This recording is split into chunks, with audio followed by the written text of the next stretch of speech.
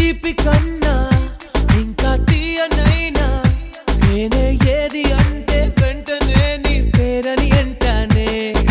Hi కన్నా ఎంతో హాయిదైనా చోటే ఏమిటంటే నువ్వు వెళ్ళే దారని అంటానే.